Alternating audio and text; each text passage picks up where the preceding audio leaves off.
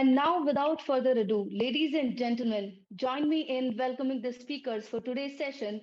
We have with us Rajesh Uppal, Group CIO, Maruti Suzuki, Manish Kishore, Global CIO, Wockhardt Limited, Anshuman Rai, Area Vice President, Sales, Commvault India and South Asia, Rajkumar Ayyella, Chief Information Officer, KEC International, Pinak Chakraborty, CIO, Airtel Payments Bank, Pawan Chawla, CISO, Future Generali, India Life Insurance, and the session will be moderated by Yogesh Jiandani, Managing Consultant, Information Security System International. And now I invite Yogesh to take it from here. Over to you, Yogesh. Thanks, Harshita. We live in exciting times. Last 2 years have taught us a lot in terms of the explosion of IT. Cloud has gained prominence, and people are looking at substantiating their IT with cloud while expanding their forays, allowing them to expand their IT, giving them newer solutions. And at the same time, we're seeing an implosion of data. While the data implosion was there for a very long time, and today we are sitting at a point where we are discussing about privacy of data. We are discussing about how to handle this large volumes of data. And more important for us is today to keep that data safe and secure, and it has to be recoverable.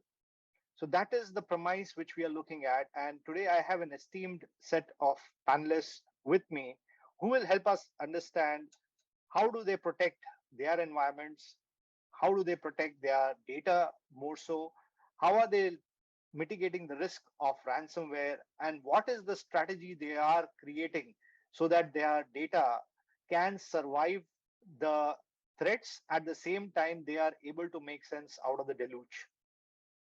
So my first question, I would like to move on to the largest automaker, that is Mr. Uppal. Uh, I would like to ask you, today we are sitting in this hybrid era. Okay, we are increasingly using the cloud, and I'm sure that Maruti is one of the largest users of the cloud as well. What are some of the challenges you're looking at when you are having to protect your data, which is on-prem, on the cloud, or maybe in any of your legacy systems? Thanks, Yogesh. I think it's very interesting time, as you said. The workload is onto the platform on-prem or cloud based on where it is best suited for your organization. So maybe for an organization like us to have application which comes from the OEMs which need to be done on cloud. There are some on-prem systems like our shop floor tracking systems and so on and so forth. So hybrid is way to go. I think none of us can say that we will work only on one kind of system. So hybrid is one kind of go.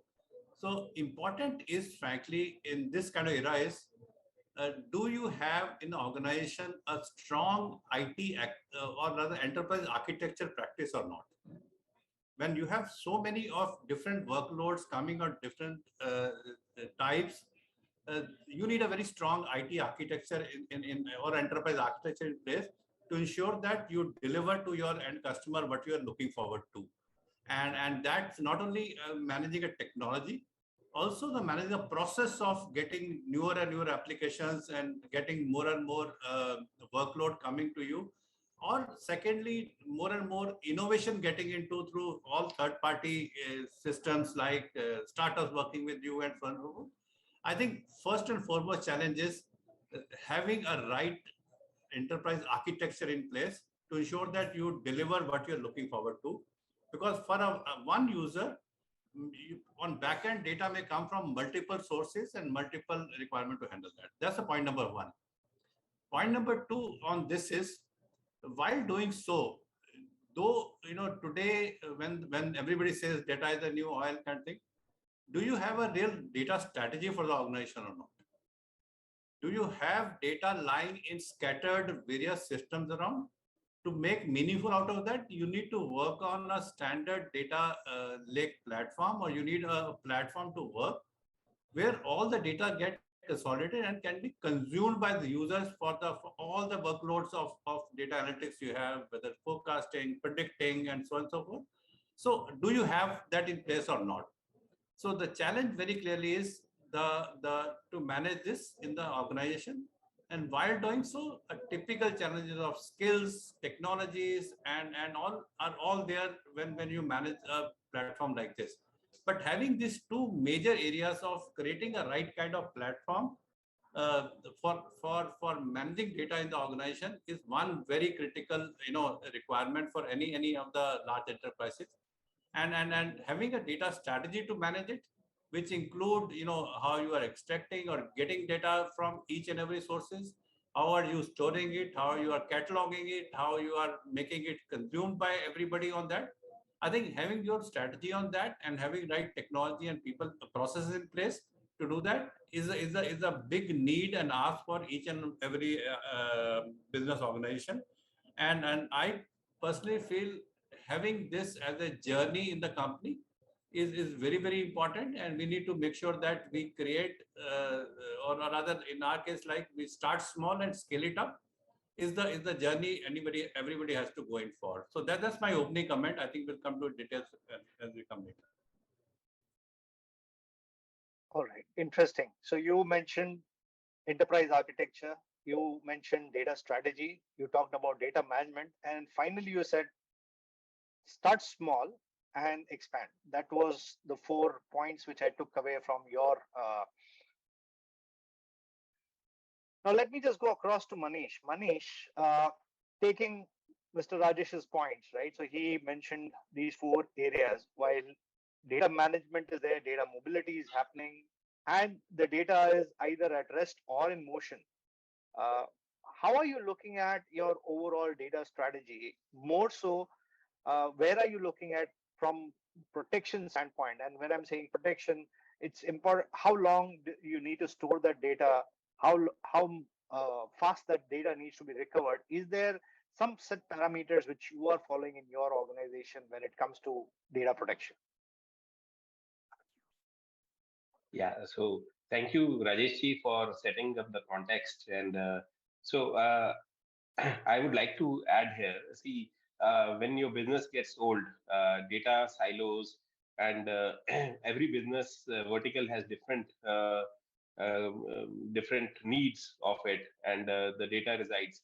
I think the first strategy that we had was to not to have a silos. Let's consolidate the data and have a strategy where we have a single source of truth, so that we don't have separate data being kept in different sources. So as rightly said, various business needs have different requirement of on-prem or the cloud or a hybrid kind of model based on the applications that we require for our global operations, because every country has different kind of a data protection and data privacy rules across. So you'll have to also look at the localization of it. Since we are dealing with the patient safety, you'll have to take consent from various stakeholders of it. So protecting the data from the beginning to the archival to the erasure, I think all these concepts are part of our strategy, where we look at ensuring that the decision making is not stopped. So whatever we do, we have gone. I think all the companies have gone into creation of a data lake, a data warehouse concepts, and putting on top of it analytics kind of a platform where we have the predictive and forecast kind of a decision making process for all the stakeholders that is very necessary. So the data has to be available, but at the same time, we'll have to also look at that the data is protected. So when you get the data from multiple sources, I think today a lot of API gateways and microservices are being used. So I think first thing is to look at that you protect your APIs. Is your data encrypted or not? Do you take care of parameter vulnerability? All those aspects have to be taken care of. I think that's the first point of concern. And I think all those tools are available with companies like Commvault and other security companies who give the tools to leverage what kind of authorization we have at different levels. And I think that's something which we have made a layer of authorization, where which data is accessed by whom, is it copied out or not. So those are the basic concepts as SOP. Since we are in a regulatory environment, we'll have to look at very, very closely that all the data resides with us. We don't store anything which is not required. So we've also brought in blockchain for most of a supply chain and the data aspects of it, so that we have the data trail log for everything across. I think that's the opening remark that I want to make. All right, interesting thought. So you said data is available, but you don't need to predict all the data. You need to filter the data which is important. At the same time, you are looking at the PII part of the data, and moving from silos into a single source of truth is what you talked about. Let me go across to Pawan. Pawan, from your organization standpoint, what are you seeing? Are you seeing the sprawl in the cloud, and are you seeing that data is now moving everywhere?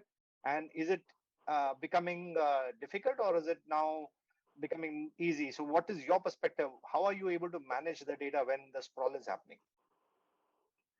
Uh, we are living in a very interesting time. Like you started in a right note, and Rajesh very well added that data is the new fuel for any organization. Whereas I would like to rephrase that statement. It is the real-time data. Real-time data is the new fuel for the organization, not the data. Data is anyways there in the system, and it continues to stay there. But what has changed over a period of time is now the agility has come into the picture, and everybody requires real-time data. So most important aspect need to be looked at is when you are dealing with the data is the visibility and the kind of data you have, and moreover where it is getting stored. You can have a data lake, you can create a warehouse, you can capture the data at a back end, but in the front end as well, there is a lot of data which is segregated, especially in the kind of business we are into. Getting a visibility of where the data is residing becomes very critical, because agents are there in the field. The people are processing the files at a back end. They have kept multiple. There are multiple sources from where the data is coming. Today, customer has become agile as well. They just share the data on the fly. When I say on the fly, it could be on WhatsApp, it could be somewhere through other medium, from a personal email ID to a personal email ID to the official email ID, and they send multiple emails on top of it. Those multiple emails goes to multiple locations, and to multiple individuals they get stored. Everybody creates their own file and keep important data. It could be the PI data, it could be the SPI data, or it could be any financial or health data related to a customer. Now, getting a visibility of this data becomes very important.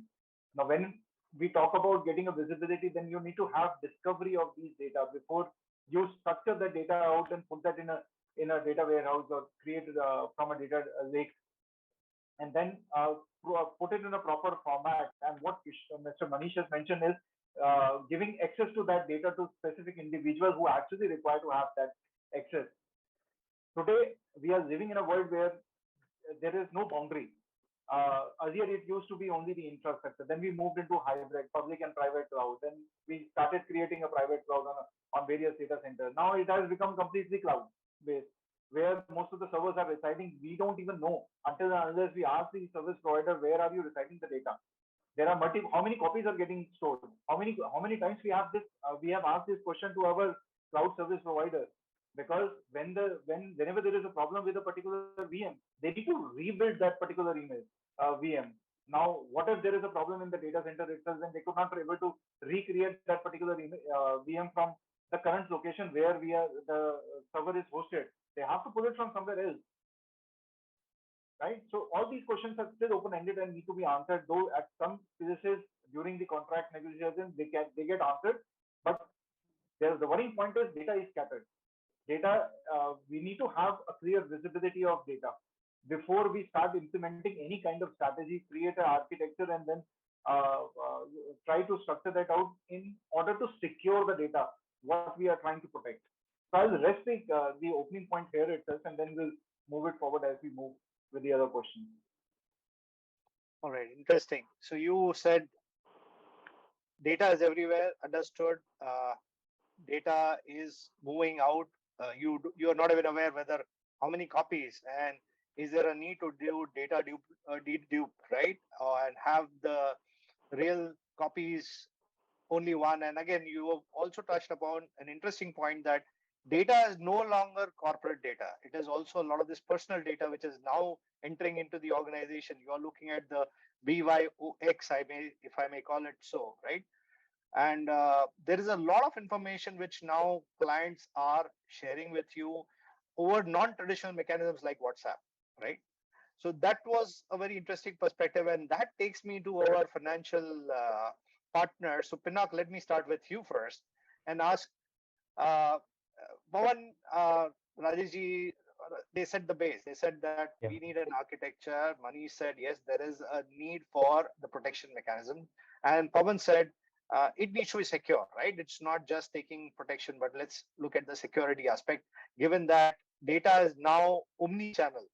And who better than the financial industry to tell us that what are the challenges which omni-channel is bringing to the amount of data which is coming, whether it is coming from uh, on the server side, whether you look at it on from your hybrid IT, whether it is cloud, whether it's legacy platforms, and from the consumer side as well, because now your data is residing everywhere. How are you looking at the management? And Harshita, when she started, she did talk about, is there a single pane of glass? What are you looking at? Are you looking at that uh, data point, and where are you in your journey? Right. So for us, I think the fundamental, if you look at it, if I could take a step back, right? So data is actually fundamental to the business of any payment bank, including us. The reason is this, right? That most of our, I mean, in fact, all of our interaction with the customer happens through digital channel, even in the assisted channel where the customer goes to a business correspondent and open an account, right? There also, if you look at it, there is no paper trail, so everything is digital. I mean, using the other automation, and then the verification of the pan using APIs, and then using the VKYC, right? So even the account opening, which used to be very the paper driven process, that itself is pretty digital right now, right? At least for us. And then on the assisted non-assisted channel, that is on the mobile app or on the web, right? So their customers, of course, using digital channel to access banking services. That is point number one. Point number two is that why I mentioned that data is actually more than a fuel, it is actually matter of survival for us. The reason is that the recommendation engines, or the look-alike model that we are talking about, those are actually the primary business driver for us, right? So let me give a quick example before I go and answer your question, Yogesh. So you see, one of the reason that payment banks exist, including us, if you look at the vision of the government or the RBI, is the financial inclusion, right? Now, financial inclusion does not actually stop when somebody opens an account and gets some government benefit, either through PM Kisan or any such means, right? Because effectively, what is happening? They get the benefit. Let's say 2,000 rupees get deposited. Then the very next day, the entire amount is withdrawn, right? So basically, here the recommendation engine comes into picture where we can almost tell them that if they had opened, let's say, an FD, right, then they would have earned this much of amount, right? So there is a tremendous amount of, I would say, elitism or mistrust with the traditional banks here.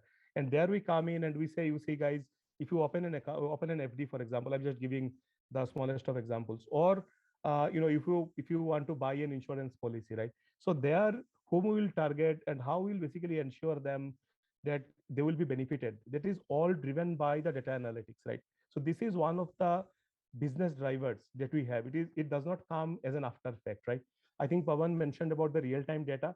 So for us, the analysis and the real time nature or near real time nature of the data is so paramount that any customer interaction, whether he's clicking something or doing something, right, or any process, right? For example, we are trying to sell for example, a banking product, right? Or any decisions that we are taking, right?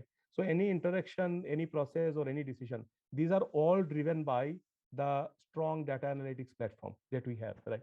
So in this context, next look at what are the challenges. So one thing I think Rajeshji mentioned about consent and privacy, right? The national, the data governance framework, I think it is in the public discourse for now. So pretty soon, I think that we'll hear from the regulators, especially in the banking domain, what is their take. But I think we have to be assured that the consent has to be explicit in nature. We cannot assume that a consent has been given, right? The other point, Yogeshji, that I wanted to mention is that in our environment, if you look at it, we are essentially a digital distributor of lot of services. So for example, let's say insurance, right? So we partner with within the Airtel family, right, Bharti AXA and others. So essentially, I mean, we do not have a mutual fund or insurance back office, right? We essentially, sell the products which are, obviously we participate in the product design because we are targeting a segment where you need to have micro insurances. Big insurance does not work, but essentially those are sold by them. We are using a distributed channel. So why I mentioned this point, in lot of the cases, right, we are exchanging lot of customer data with those third parties, right, for whom we are basically a front end, right? So in this context, the the data that is going out of the bank's firewall, right, how it will be preserved, that becomes important, right?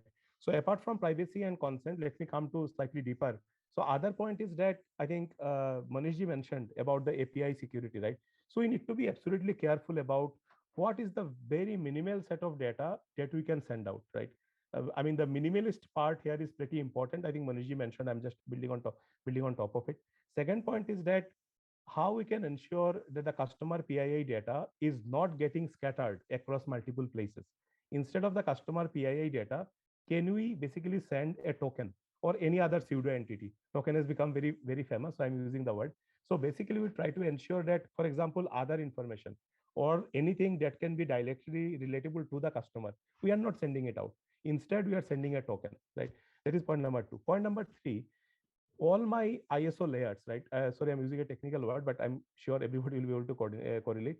So the if you look at it, right? So security cannot happen only on the layer 7, which is on the application layer, right? If you come down, right? If you come down to, let's say, your session layer or the network layer, we have to ensure that the links that we have established, right, whether it is going out into public network, how these are protected, right? So most of the times having an HTTPS or SSL may not be sufficient enough, right? So because there has to be some protection around the data being shared between two entities, and only these two entities can recognize, even if there is a breach in man in the middle. So I think these are the things we are looking at. To summarize, I will say couple of things. One is that the PII data protection, not allowing the PII data to move out of our premises, instead sending a token which nobody can relate to the actual customer. That is fundamental thing. Second point is that even in some cases we have to move out the PII data, which is pretty unlikely. We have to ensure that the third party that we are dealing with, they are actually applying, excuse me, they are actually applying the similar controls that we have, right? So here some disclosure, other things will come into picture. Maybe we should have access to their BAPT reports, and we should be absolutely assuring ourselves that our data is safe there. The third point, instead of only defining a data framework, we also should think about automation, right? Here I'm saying should think of, because I don't think we are there. So my point here is that when I'm saying certain something is PII data, can we automatically discover how this data is coming out, right? And this scanning tool should automatically able to identify and tell me that not only the PII data but the derived data, right? Anything derived from combination of, let's say, DOB or the customer number, though there could be two different API calls, but if somebody is able to listen to this channel, maybe he will be able to make it up, right? So the automatic discovering of the data and data lineage, right, how data is propagating within the channel, that becomes very important. I don't think in at our scale it is anyway possible to do it manually. I think I'll stop here, Yogeshji. Would like to take the questions later. All right, let me go across to Rajkumar. So, Rajkumar ji, so this is a very interesting point which we have seen, right? So, three key takeaways again: framework is important, architectures are important, security is important. But what Pinak also mentioned was, let's take it a little across. It's important that where the data starts, right from the channel it is operating in, right, to the delivery point. How do you ensure that it cannot be seen by somebody else, right?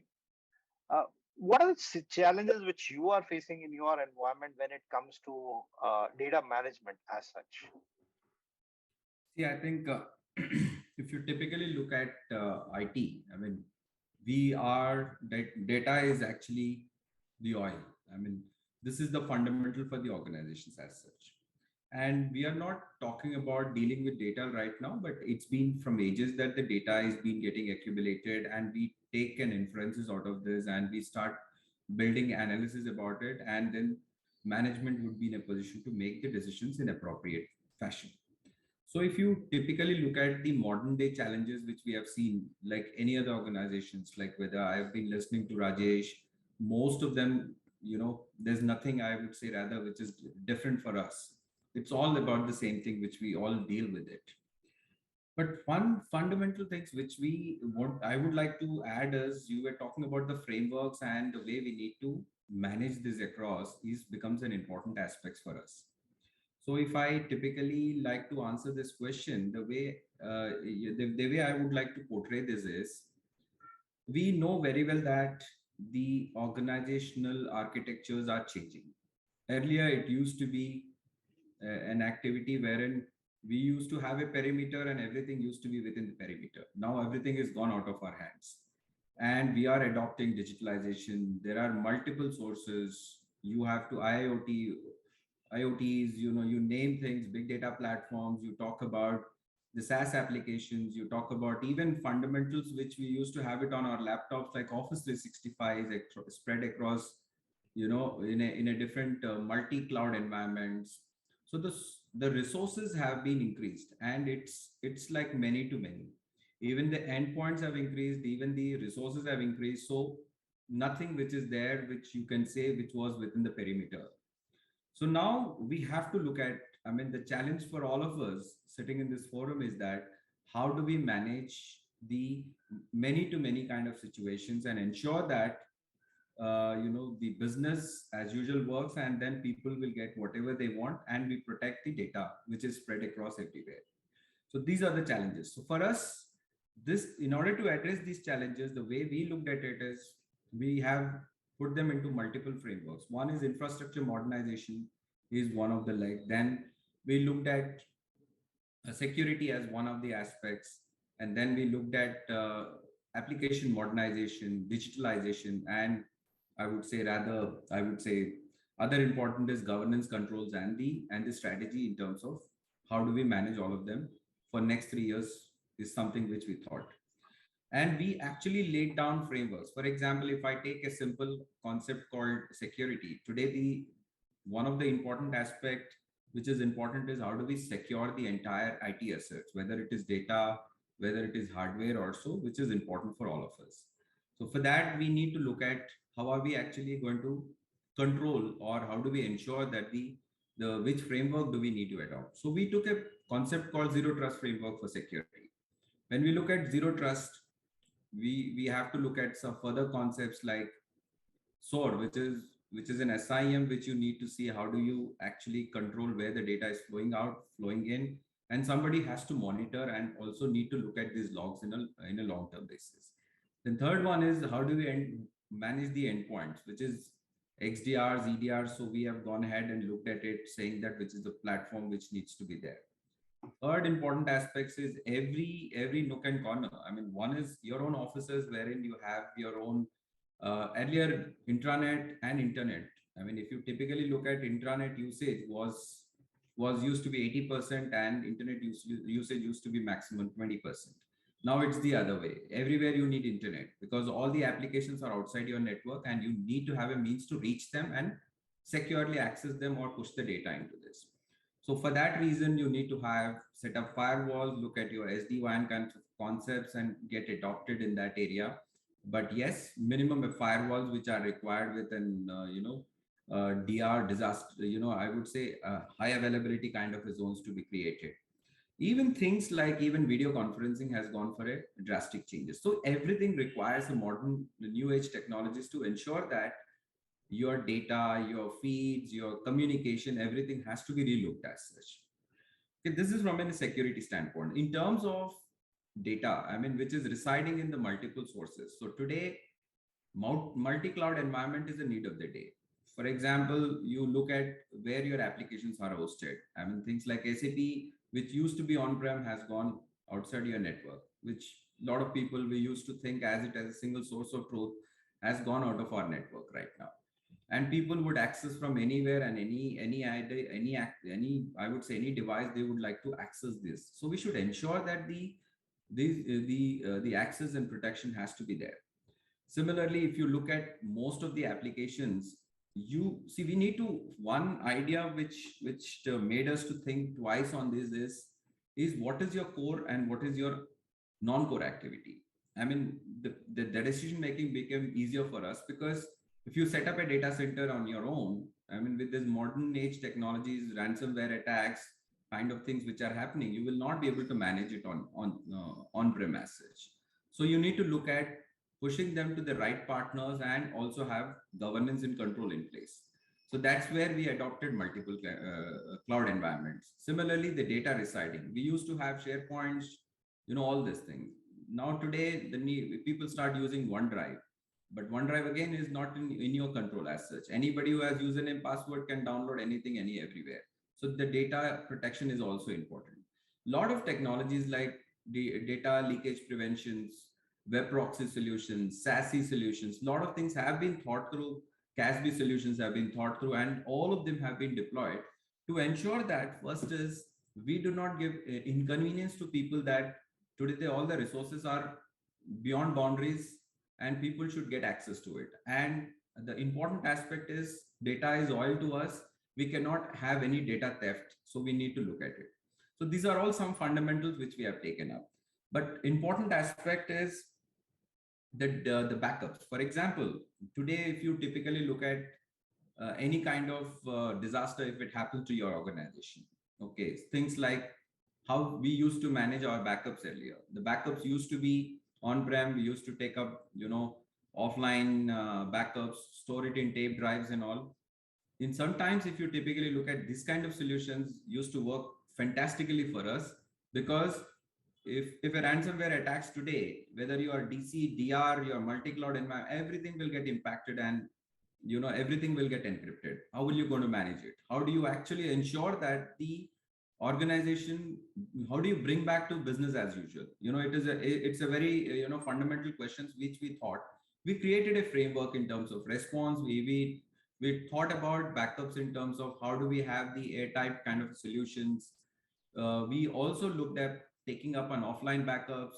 We started securing, snapshot backups, as well as, going for, archival solutions, with the various cloud partners. So a lot of things has been thought through. And to answer your question, it requires new age, modernization infrastructure. It also requires a lot of thought through in terms of security, in terms of how do you build your applications, and how do you actually, looking at adopting whatever best can be adopted. Because the moment we give it, these are all things which we need to look at. So we created a lot of frameworks with people as centric, people, process, and technologies. These are the three things which we actually created as a triangle to see and ensure that all these frameworks gets deployed with us.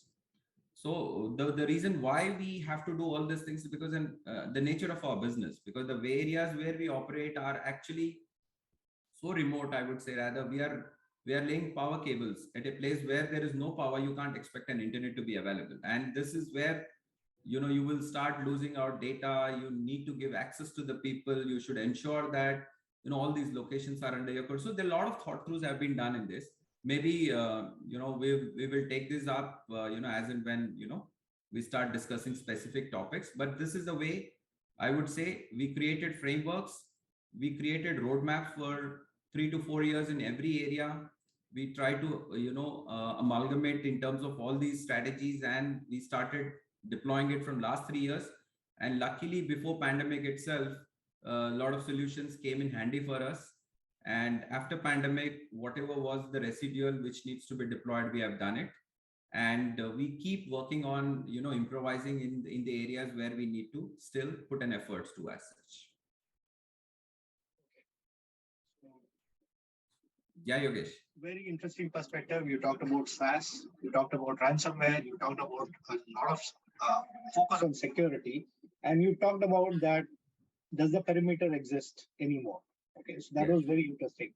Now, let me just go across. Let me get the vendor's perspective on this.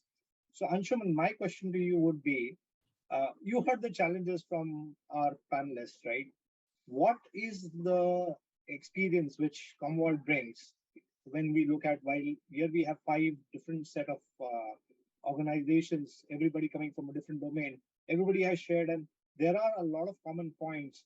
What are you seeing? What is the challenges you are seeing when you are talking to organizations other than these? Okay. So, Yogesh, from a vendor standpoint, I think the challenges that everybody on the panel put, this is exactly what we keep hearing on a daily basis. So, uh, I've been a practitioner, deployed solutions, and the world has changed drastically. There was earlier, it was everything was data center, right? So you have a data center, there is data, you protect it, and you're done with it. Now it's sprawl, and as Raj said, that there's no perimeter at all, right? Data is sitting in endpoints, data is sitting in data center, multiple clouds.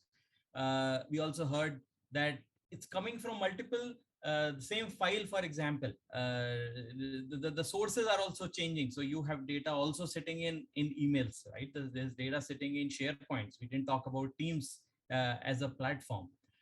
So and then we top this up with compliance and regulatory requirements, and then you have the requirement or the challenge which is coming from the bad players in the market, the ransomware attackers, etc. I think I have not seen in my career a time where data protection has become more important than this. The conversations are real. The conversations are actually very, very serious. And to add to this, Yogesh, what we are also seeing is, uh, we did touch upon this during the previous talks. Recoverability is super important. So one is this backup earlier was like tick in the box, right? Backup, hey, you do backup, yes. But I think with the importance which is happening today, coming and we heard data is oil, data is business. Actually, data is business today, right? You don't have data, you go out of business. So there's no way you can afford to lose data. So recoverability becomes super important. So as a vendor, what we see, and when we talk to multiple customers, we talk to multiple practitioners, what we see is, if we go and ask them, do you really have a single view? Do you really know if everything is as per policy, if everything is protected, every data is protected? I think the confidence level of most of the IT practitioners is low. Nobody will say that we have. And we spoke about silos. Even data protection is a big silo in many customers. And what happens is, you pick up cloud. You don't. Sometimes you decide, or you decide later. A small tool will be thrown in by the cloud provider, which will protect your data there. You are doing something in legacy, you continue doing that. So there is a clear lack of a single view that we see. By the way, in this entire conversation, we didn't throw in SaaS in the mix, right? So I speak to Salesforce users, and I ask them, are you protecting your data? The answer is, am I supposed to, because it's sitting in cloud? And then we have a conversation that, hey, that's all about availability, but not recoverability. So I think I would say the importance to protection, I haven't seen any time when it has reached importance what it has reached today. Most of our customers are clearly looking at as simplified and as easy or as a simple solution with a complete visibility. I'll come to one very important point which Rajesh alluded to. He used the word journey, and everybody talks about digital transformation, and Rajesh said that it's a journey. It's not something that you do overnight. Now, as a vendor and as what we see in the market, uh, the challenge with customers today is that you have two extremes of solutions. You have people who are great, been there for some time, managing traditional workloads, etc. And then you have modern providers who have come and they really excel when it comes to cloud workloads or virtual workload. But the reality for organizations we are talking today is that they're not completely here, they're not completely there, they're on a journey, right? And that's where a solution, maybe I'll take a minute to talk about Commvault here, is where we help customers in this journey. So you are on this side all the way up to mainframe, or on this side, moving to Kubernetes and moving to completely containerized setup. Uh, a single solution is what customers are clearly looking at rather than creating silos, and that's one very very big need of customers, Yogesh. We as Commvault filled in, and that's what really gets a lot of I would say attention from the customers. And we've been there 26 years in the industry doing just nothing but data protection and just aligning with the way market is moving. So yeah, that's what would be from my side. Okay, so you mentioned, you probably addressed what probably Rajkumar said. There is SaaS, there is ransomware issues, there are, again, whose data is it? Is it the Salesforce.com or Office 365? Are they supposed to protect your data, or are you supposed to protect your data, right? That ambiguity which exists. So let me just go across to Manish. Manish, from what Rajkumar mentioned and what Pinak also touched upon, right? It's important that when we are looking at SaaS, or if you're looking at an overall solution, which is a third-party solution, you think it has solved a lot of your problems. When you're looking at data protection specifically, would you trust them completely with their data, or are you looking at implementing the data protection mechanisms also with the SaaS providers? No, Yogesh, I think that's a very important question that we should be asking every day ourselves. Because the data, when is residing with the SaaS service providers, how to take the backup of it, how to restore it, and specifically like O365 or the biggest of ERP service providers, they are moving to cloud. How do you manage everything on it? So I think it is very important to, while taking those providers on board, do you take care of all those confidentiality clause, not as a plain vanilla NDA or a confidentiality that you do? You actually look at all those aspects very clearly and chalk them out. Okay, this is how my data has to reside. Like I was talking about PII. If any data is there, if it has to be destroyed, how do you take it further? And do you give me a disclaimer after that? In terms of that the data has been destroyed further. But we also look at, can we do anonymization of my data? Because if the report has to be published and the report is taken by different business verticals, it is not residing on the SaaS service provider. Now it has come out of it. Now, how do we protect that data across? Now, how do we look at those data? I think those are the things that at the enterprise level we are looking at. We are also looking at the data backup of those SaaS. How do we take it? And also the SaaS providers sometimes don't tell us where is they residing. So let's say I'm talking about US.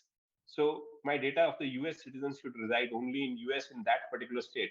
So do that provider provide me that? And if I talk about specifically in Europe or UK, is it the scenario? Now, when I have to converge it all together, how do I keep my data? Or the data on the fly will come and the reports will be generated. Now, how those reports will have those parameters being judged. I think those things are very important to look at. And how do they interact with it? Sometimes those SaaS service providers have to be interacting with the directly customers, specifically the patient support programs that we have. So you have the patients directly dealing on those SaaS platforms. So how do you look at those things? How the data resides? Because let's say if the data is having your vital parameters on it, your blood pressure, your sugar levels, and all those on that SaaS platform, how do I look at that data? I think those are the intricacies which, after the PDPB going out of the system of India, I think we'll have to really look at as industry leaders and see that we bring in those privacy into picture again. Okay. So, Mr. Uppal, my question again would remain the same. What I asked Manish here. When you're looking at from a SaaS, how much of SaaS, how much of data are you protecting the data, or are you still relying on the vendor to protect the data? And taking forward from what Anshuman said, are you also exercising the recoverability of the data, or are you just saying, let's just put it there and we'll see when the disaster strikes?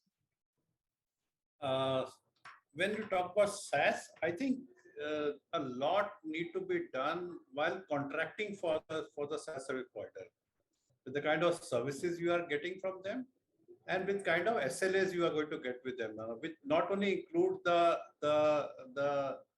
functionality and licensing and all, but I think everything around the data availability and recoverability. I think that's the normally traditionally the way it should have been.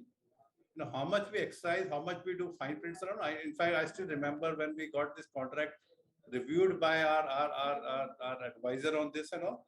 These are the points which got highlighted by them only to really look at the fine prints of recoverability and SLAs and be there on to that and all. But till now, I think our whole objective of the way we work on as of now is that for my each applications on whatever platform it is, maybe make it recoverable or have a protection system based on what is required over there. And then very strong mechanism of getting right data from there for a single view of data at a central data lake. And on top of it, put in all privacies and all laws on top of it so that it can be consumed to right user with all tools available to do that is the strategy we're working on. So maybe at individual level, have right tools and contracts in place to manage. If it's a SaaS, right now contracts in place. But then once you get that data into a central data lake, onto again, in our case, a central cloud service provider, having designed that and having all the backups and also the policies in place for everybody to use it based on their requirement, authorizations, and so on and so forth, is an important element which need to be taken as a design element of the data lake. I think that's very important to build on that. That's my answer to this question. Okay, so no pun intended here, but your industry is going through a major shift, and we are seeing EVs coming up. And taking the analogy of EVs, people are definitely worried about the battery backup, and they are saying that I need that extra bit of battery. So though I have the battery there, I still am not confident on the charging system. So please have that. So what you just said is, the strategy is there. You would trust the provider based on some SLAs, but at the same time, you would still have your own data lake, and even that data lake, you would still back it up and keep it safe, because all said and done, protection has to be under your control. Let me just gyre it over to Pawan. And Pawan, we talked about security a lot here, and we are seeing ransomwares and cyber threats. And in your industry, I'm sure that you are facing these challenges a lot. While people said it is ransomware itself, what would be the most optimal mechanism, right, which you are following for dealing with the cyber attacks? Or is it like a distributed system which you're building? And what would be your first or last line of defense here? I talk about some practices which we are following, and so far they have been turning productive for us. So we are now living in a world where we are using many of the SaaS products and consuming most of the third-party APIs through which the data exchange is happening. And it is very important to evaluate those APIs just by relying on the works and the practices which your SaaS providers are following. So what we as a practice follow is before onboarding the vendor, we do a rigorous testing of the application itself. So one, we definitely ask for the practices which the providers are following, and then if we are satisfied with the practices, then only we allow APIs to be integrated or to be consumed in the UAT environment. Once the APIs and the application is in the UAT environment, we conduct thorough tests on those applications. And in case there are no vulnerabilities found, good. In case there are vulnerabilities found, then the first thing we need to do is ensure the service provider or the SaaS providers fix those vulnerabilities before we start consuming it in the production environment. And once we receive a confirmation from them along with a certified report from a certain panel vendor, then only we proceed forward. If they don't do it, we do it, and then we ensure that they fix the vulnerabilities, we get it retested, take a certification from the vendor or a certain panel provider, and then only we put them in the production. Now that is only on the third party or supply chain perspective. Within the environment as well, we create many APIs. We integrated with multiple service providers because that's how the business runs today. You get integrated with multiple channels, and then you consume or share information. So what we do is we have created 2 security gates within the SDLC cycle itself. So by what does that mean? It's that validating data and the application and the APIs at all stages. So apart from the SDLC cycle which has been followed, we do the source code review of at a regular interval, and moreover in the real-time environment itself, where we get to know the vulnerabilities in the real time itself in case they exist, or if there is a potential data leakage, the possibility which could arise in future.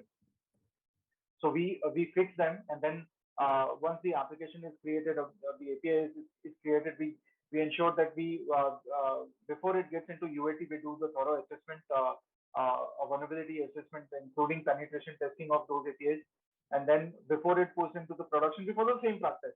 I mean, like I said, for the onboarding of a vendor, we internally also we follow the same practice and doing the assessment before putting it in the production. And after we put in the production, those applications go into the annual vulnerability penetration testing, where we do the testing for the third time to ensure that the cycle is complete.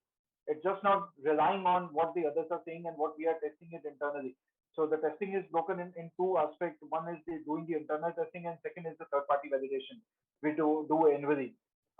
That's how we are progressing it. And the rest of the things my colleagues have already talked about: providing access to limited people, restricting the data which is on need-to-know basis, where the people are required data.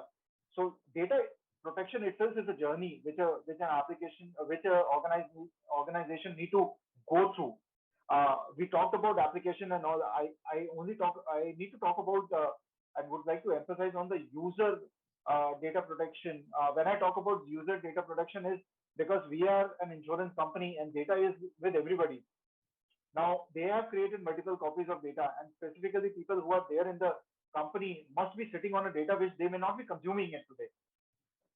Yogesh touched base upon it during the initiation of the talk, but it is a very important aspect to be looked at. We may not even think how critical that could be. We may think, the user may think it's a regular data and it may be residing, it is not of harm. But what if that gets leaked? We talked about ransomware attacks. We talked about data. We are seeing data leakage happening every day.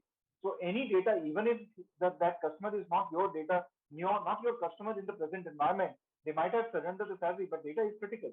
That needs to be stored. And we need to have a visibility of it. So how we have taken that journey forward is, I just would spend some minutes there. Over a period of time, we started with the discovery of data, and by analyzing that what data do we have in the organization and where is it residing.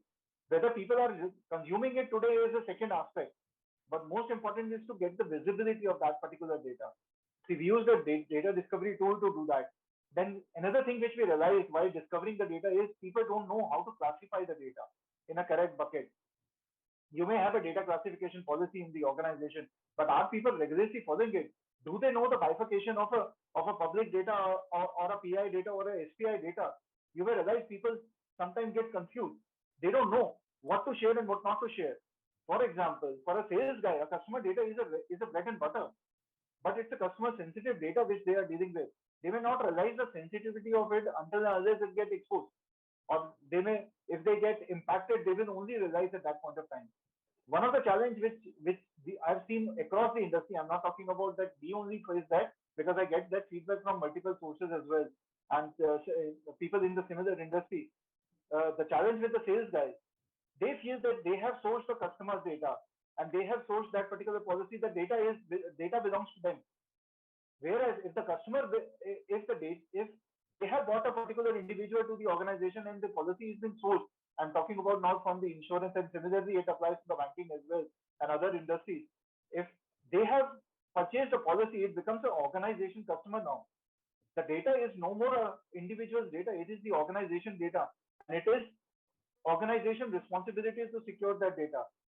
And that is what the knowledge we need to pass it to each and every individual in the organization.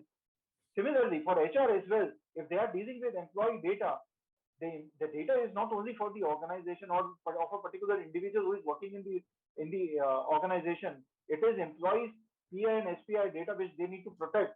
It becomes their responsibility to protect as well. So we introduced data classification tool so that the correct classification is done of each and every document which has been stored in the organization. On top of it, what we did is we brought in automation into it.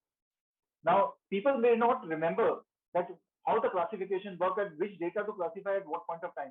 So what we did is we embedded keywords into the classification tool. The moment it picks up the keyword, it reads the document, and it has an OCR functionality which reads the images as well. The moment it realized that it is it is a Aadhaar image, or is it's a passport image, or a PAN card image, it automatically classifies the data as a document, as a confidential document, rather than putting as a PI tag on it or making it public. So we brought in that kind of an automation into it. Now, how it has helped me is helped the organization is we started getting much more input from people that, oh, okay, now this is helping them out in giving much more visibility, and now they know what to classify and how to classify a particular document, even if it is not reading, because every tool has to reach a maturity level. Today, after 1.5 years, I can say proudly that our tool has become a maturity level where people understand that what they are dealing with and what they need to protect. And after we completed that particular journey, along with that, we implemented data loss prevention tool as well, because now we need to protect. Now the data is classified, but we need to protect going out of the organization. So DLP has helped us in doing that. On top of it, I heard my colleagues talk about EDR.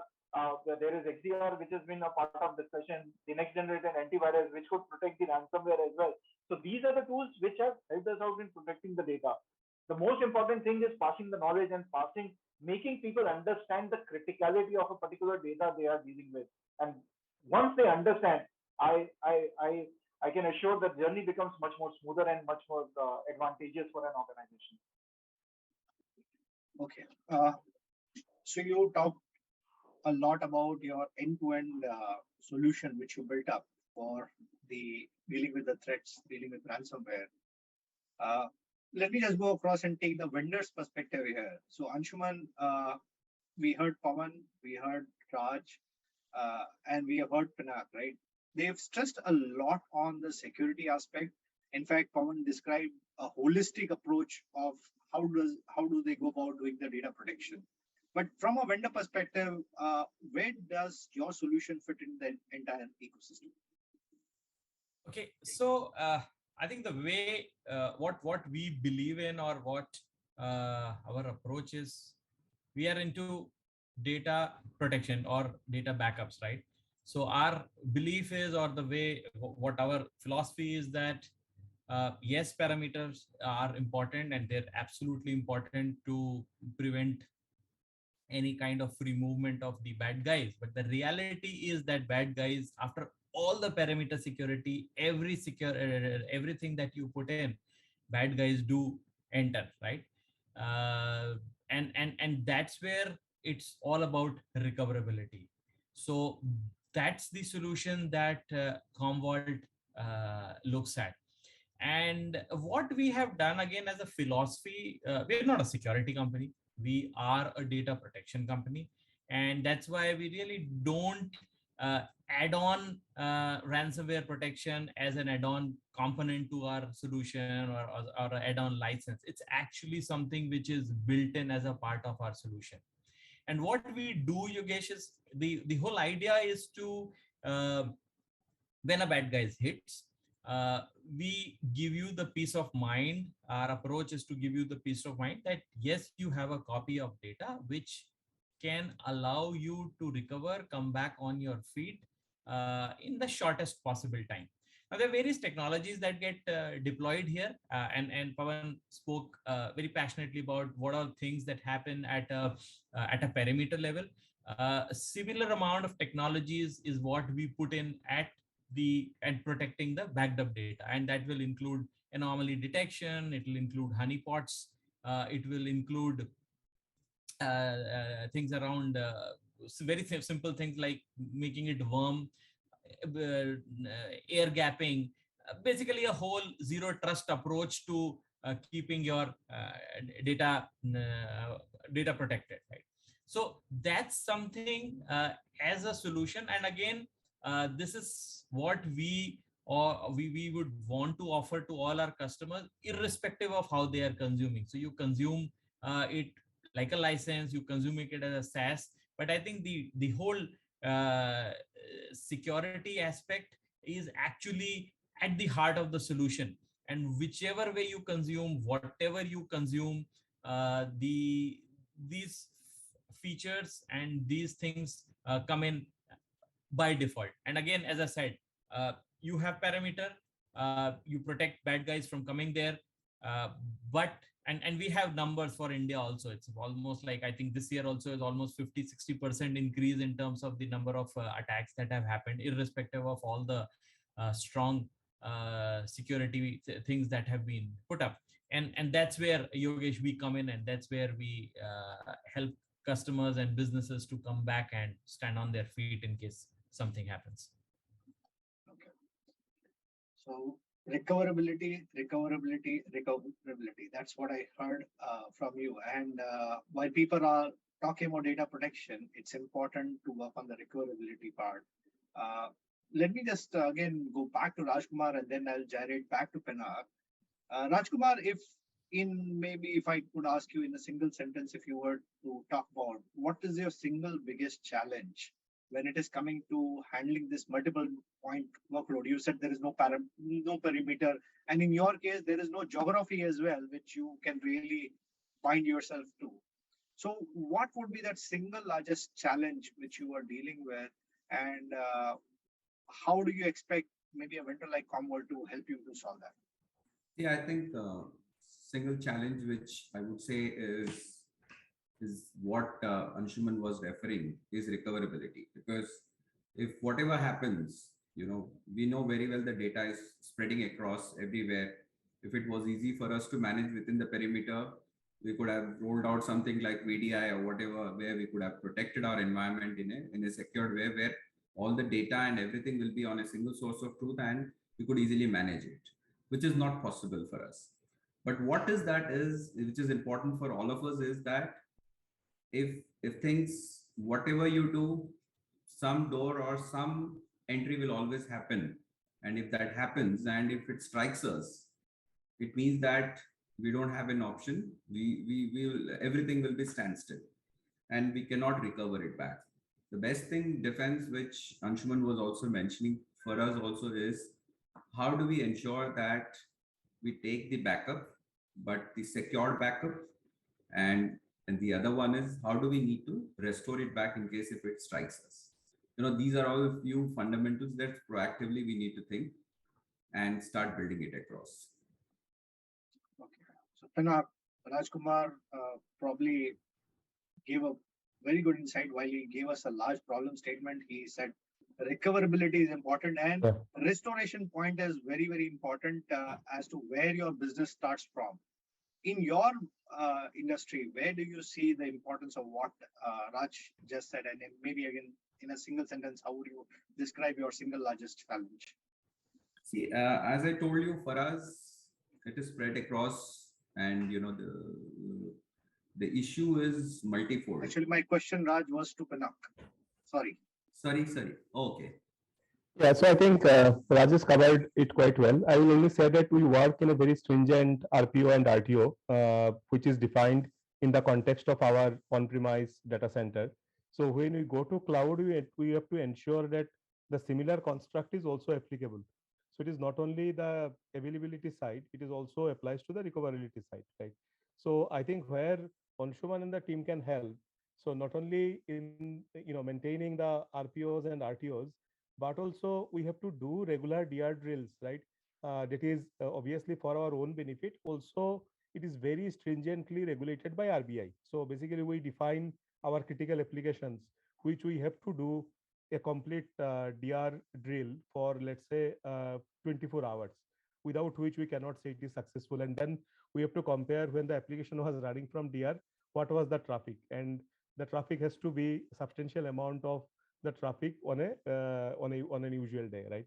So I think there, I think definitely Commvault can help, in my opinion. The other point is that not only taking the backup, but the restoration practices. As of now, even if we are writing some shell script and trying to do it ourselves within the TechOps team that we have, but having a product which can possibly make it slightly easier and less manual intensive. So I would say these are the few things which possibly definitely will help us. All right. So what, if I may use the analogy, you want an EV car, but you want that charging should happen at the speed of the petrol, or the diesel which you can put in, right? So that's what is the solution you are looking for. And maybe I'll go to Mr. Uppal and take back what Raj and Pinak have said. They have stressed a lot on recoverability points, and they've talked about having specific RTOs, RPOs. In your industry, what are you seeing, and what would you like a vendor like Commvault to do about some of the best practices, or are you looking at them to do some feature development to meet your needs? I think my take on security is always wholesome. One is the data protection part, backup, recovery in time. My personal feeling is one is that from compliance standpoint with the industries which are under compliance, so they need to do that and be there. But for our industry, this is a basic hygiene which any IT organization need to have that very clearly. As a CIO, maybe for me, my technology team has to. From my expectation from them is, if we have a defined RTO and RPOs kind of thing, and then you need to deliver that and all, and you have to prove me that we are capable to do that. I think that's something which is go hygiene for any IT organization to have that, and then I guess that's something which need to be proven and seen, and also as somebody said, need to be tested regularly so that we are able to do that. I think from a data protection standpoint, that's a big requirement. But for me, I think having a data management framework is a little larger picture available, where we need to really protect everything, all the part of it. You need to monitor it and then have a capability to recover if that needs arise. And maybe as a IT organization, we need to look at whole life cycle together, where data protection definitely is one larger piece, but you need to look at the security from a larger perspective in any large organization like this. All right, interesting. Now that we just have about 5 minutes to go, I thought I'll probably summarize it for the audience. What are some of the key takeaways which I have? One of the largest ones, of course, Mr. Uppal, what you said, journey. It's not just a piecemeal. You are looking at an overarching framework. You are looking at data management to be a piece of it. You're looking at the subsets, data protection, and of course, you are looking at defining the overall solution. But at the same time, you're saying start small and then expand. What I take away from Raj was there is no more perimeter. There is nothing called as an endpoint. Everything is an endpoint. And where does the data reside is now becoming challenging. And what Pawan extrapolated on top of it, he said, it's important to know what is the data you have, right? you have to do the data discovery, then you have to do the data classification. Then Pinak talked about, let's look at what is the customer, where is the customer information. Let's look at the overall security. So even if I'm firing up a prediction solution, right, that calls also need to be secure. And what Manish really brought it together was saying that frameworks are important. Let's look at the holistic picture. And finally, when it comes to PII, when it comes to any of the protection systems, where is my data residing? Who's controlling my data, right? And how should I overall secure the data? And finally, of course, from a vendor's perspective, Anshuman just those three words, right? Recoverability, recoverability, recoverability is what I heard. So interesting times we live at, and I'm sure the audience will have the key takeaways. And thanks for this esteemed panelist, some great insights. And I hope the people who are planning their data journeys, they take some of the lessons from you. And please feel free to reach out to Harshita or to Commvault so that you can get some more information. So that's all about from me, and over to you, Harshita.